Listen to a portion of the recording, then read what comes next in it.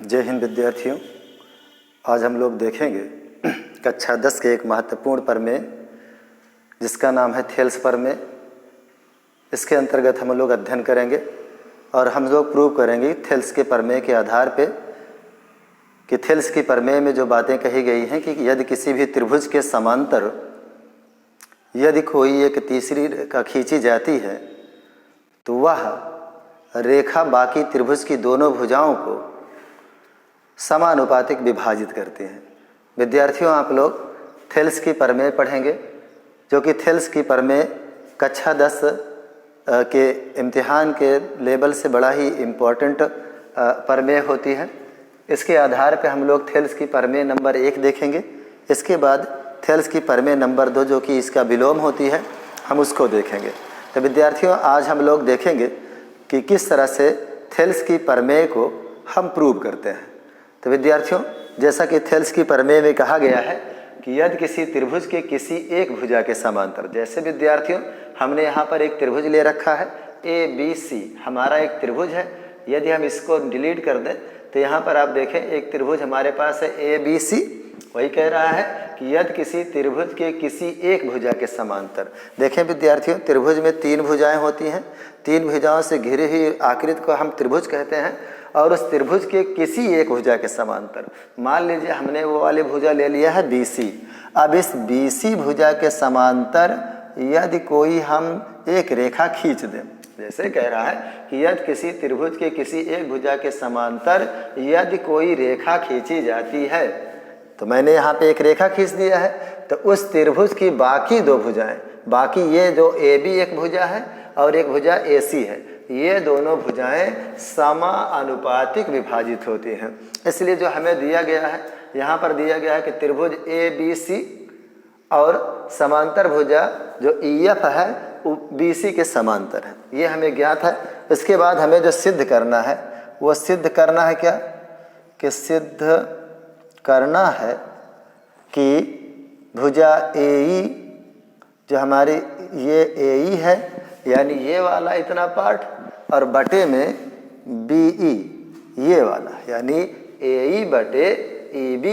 और इसी तरह से अगर हमें प्रूव करना है तो AF बटे FC ये वाला हमें प्रूव करना है। इसी बात को हमें सिद्ध करना है। विद्यार्थियों, थेल्स के प्रमेय में यही है कि यदि किसी भी त्रिभुज के किसी एक भुजा के समांतर यदि कोई रेखा खींची जाती है तो त्रिभुज की बाकी दोनों भुजाएं समानुपातिक विभाजित होते हैं। समानुपातिक का मतलब कि AE बटे BE और AF बटे CF हो जाएगा। इसी को हम प्रूव करने के लिए, इसी बात को प्रूव करने के लिए हम यहाँ पे थेल्स की प्रमेय पढ़ने जा रहे हैं। तो विद्यार्थियों, आप देखिएगा किस तरह से हम सिद्ध करेंगे। इसके लिए हमें उपपत्ति लिखनी पड़ेगी।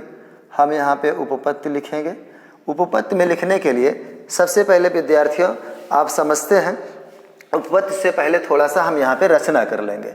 रचना करने के बाद ही उपपत्ति लिखेंगे। तो यहाँ हम लिखेंगे रचना। रचना करने के लिए देखें, सबसे पहले हम यहाँ से इस B को F से मिला देंगे, यानी यहाँ पर F और B हम एक रेखा मिला देंगे। यानी यहाँ पर हम लिख रहे हैं भैया कि BF एक रेखा खींचा, इस तरह से। दूसरी बात भी हम कर सकते हैं, C से E को मिला दें। यहाँ से हम C से E को मिला देंगे तो यहाँ पर हम लिख लेंगे CF रेखा खींचा।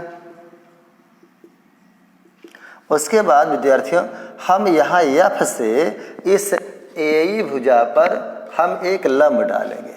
तो लंब विद्यार्थियों हम डाल रहे हैं इस AE पर, जिसे हम आधार मानेंगे। यानी यहाँ पर इसका नाम अगर हम M रख दें तो F और M यहाँ लिख सकते हैं कि F M लंब AE पर हमने लंब डाल दिया। उसी तरह से यदि विद्यार्थियों हम E से एक लंब AF पे डालें तो ये हमारा हो जाएगा N। इसलिए हम यहाँ पर और EN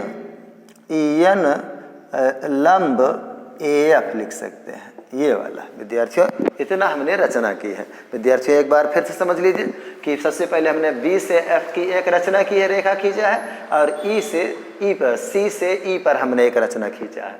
और उसी तरह से यफ से यम, यफ यम एक लंब हमने डाला है ई ए पे, ई ए पे हमने एक लंब डाला है। उसी तरह से अगर देखा जाए तो ए एफ पर हमने एक लंब ई एन डाला है। विद्यार्थियों, ये हमारी होती है रचना।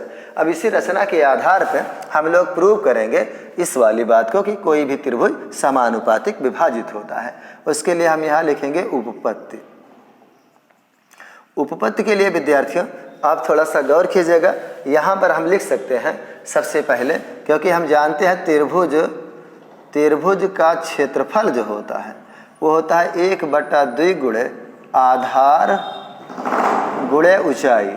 किसी भी त्रिभुज की विद्यार्थियों जिसमें आधार दिया हो और लंब दिया हो, तो ऐसे त्रिभुजों का क्षेत्रफल निकालने के लिए हमारे पास फार्मूला होता है 1/2 गुणे आधार गुणे ऊंचाई। इसी को लेकर के हम इस पे क्षेत्रफल निकालेंगे।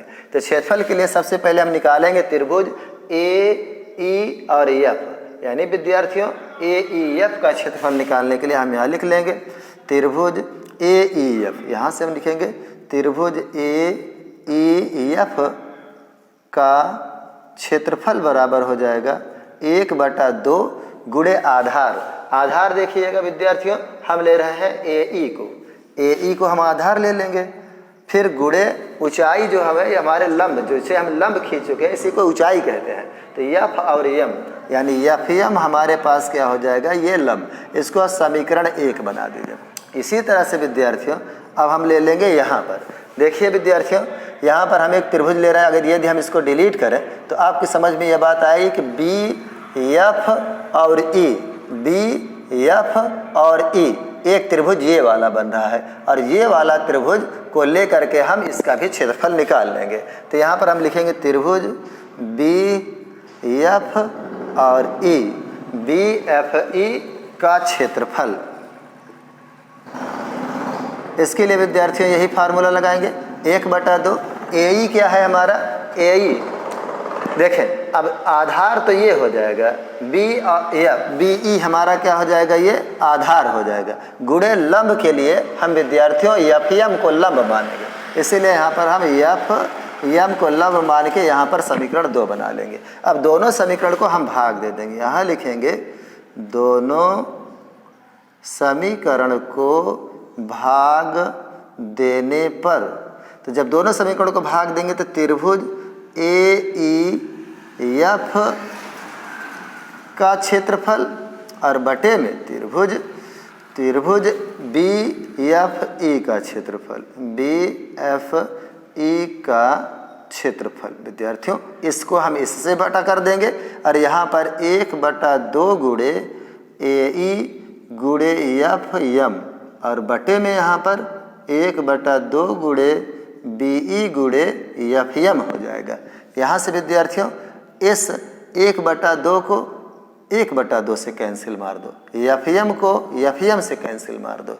इस तरह से आपका जो त्रिभुज बनेगा वो बन रहा है आगे जा कर के त्रिभुज ए ई एफ का क्षेत्रफल और बटे में त्रिभुज बी एफ ई का क्षेत्रफल। अब यहाँ पे जो बचा हुआ है उसको उतार लें, ए ई बटे बी ई, ए ई बटे बी ई। तो विद्यार्थियों ए ई बटे बी ई हमारा ये बच गया, इसको हम यहीं पे छोड़ देंगे। अब हम दोबारा लिखेंगे, यहाँ लिखेंगे पुनः हम फिर लेंगे त्रिभुज ए ई एफ। अब की बार विद्यार्थी हम यहाँ ले रहे हैं त्रिभुज ए ई एफ का क्षेत्रफल। उसके लिए फिर विद्यार्थी यही फार्मूला लगाएंगे 1/2 गुणे, लेकिन विद्यार्थियों अब की बार जो आधार होगा वो ए एफ का होगा, इसलिए हम इसको यहाँ पे ए एफ लिखेंगे। लेकिन विद्यार्थियों जो लंब होगा अब की बार ई एन का हो जाएगा, यहाँ पर हम ई एन लगा देंगे। अब इसी तरह से यदि ये समीकरण 2 था तो इसको हम समीकरण 3 मान लेंगे। अब यहाँ पर चले आइए विद्यार्थियों, त्रिभुज अगर हम इसको मान ले, देखें अब हम इसको यहाँ से मिला दे रहे हैं, तो ये वाला त्रिभुज यदि हम ले लें इस वाले त्रिभुज को, तो यहाँ पर देखें सी एफ और ई, इस वाले त्रिभुज के आधार पे हम यहाँ पे कहेंगे कि त्रिभुज सी एफ ई का क्षेत्रफल, इसके लिए 1/2 गुणे ए एफ। देखिए यहाँ पर 1/2 गुणे, अब यहाँ पर आधार जो बनेगा वो FC बनेगा। यहाँ से हम इसको ले लेंगे FC और गुणे में अब यहाँ पर जो लंब का काम करेगा वो EN काम करेगा, इसीलिए हम यहाँ पे EN कर लेंगे। ये बन जाएगा समीकरण 4। यहाँ पर भी हम दोनों समीकरण को या ऐसे लिख दीजिए, समीकरण 3 व 4 को भाग देने पर तो जैसे ही भाग देंगे विद्यार्थी यहाँ लिख लेंगे हम त्रिभुज AEF का क्षेत्रफल बटे में त्रिभुज CFE का क्षेत्रफल। इसके लिए यहाँ पर भी लिखेंगे 1/2 गुणे AF और गुणे में EN, और फिर यहाँ पे हम लिख लेंगे 1/2 गुणे, यहाँ लिखेंगे FC गुणे EN, इस तरह से। अब यहाँ पर भी 1/2 से 1/2 और EN से EN कट जाएगा, तो हमारे पास जो बन रहा है त्रिभुज AEF का क्षेत्रफल बटे में त्रिभुज CFE का क्षेत्रफल बराबर यहाँ पे हो जाएगा AF गुणे FC। विद्यार्थियों अब इस वाले को देखिए भाग को और इसको भाग को देखें, तो यहाँ पर देखें AEF का क्षेत्रफल और यहाँ पर भी है AEF का क्षेत्रफल, लेकिन अगर फर्क है तो यहाँ पर BEF यहाँ पे है और यहाँ पर CEF है। तो विद्यार्थियों ये दोनों त्रिभुज को आप देखिए, BEF देखें BFE, तो यहाँ से हम अगर इसको अब मिला दे रहे हैं पूरा कंप्लीट हमारा काम हो गया विद्यार्थियों। तो BEF यानी इस वाले त्रिभुज को देखें, यहाँ से जब चल रहे हैं यहाँ से तो इस वाले आधार से हम गुजर रहे हैं, और इसको भी अगर देखें कि CFE, तो CFE में भी यहाँ से चलेंगे तो हमारा यहाँ से ये वाला चला जाएगा। तो विद्यार्थियों ये दोनों त्रिभुज एक ही आधार पे बन रहे हैं। जैसे विद्यार्थियों यदि हम यहाँ पर आपको समझाएं कि यदि कोई एक आधार है और इस पर बना हुआ त्रिभुज जो मान लीजिए एक है, और इसी आधार पे हम एक त्रिभुज और निर्माण कर दें, या इसी आधार पे हम त्रिभुज और निर्माण कर दें, तो किसी भी एक आधार पर जितने भी त्रिभुज बनते हैं उन सभी त्रिभुजों का क्षेत्रफल बराबर होता है। इसलिए विद्यार्थियों हम यहाँ पे लिख सकते हैं कि त्रिभुज BFE का क्षेत्रफल बराबर है त्रिभुज CFE का क्षेत्रफल। क्यों बराबर है विद्यार्थियों? इसके लिए देखिए हम लोग लिख रहे हैं यहाँ पे कि त्रिभुज के किसी भी आधार पे, ऐसे लिखेंगे, किसी एक आधार पर बने सभी त्रिभुजों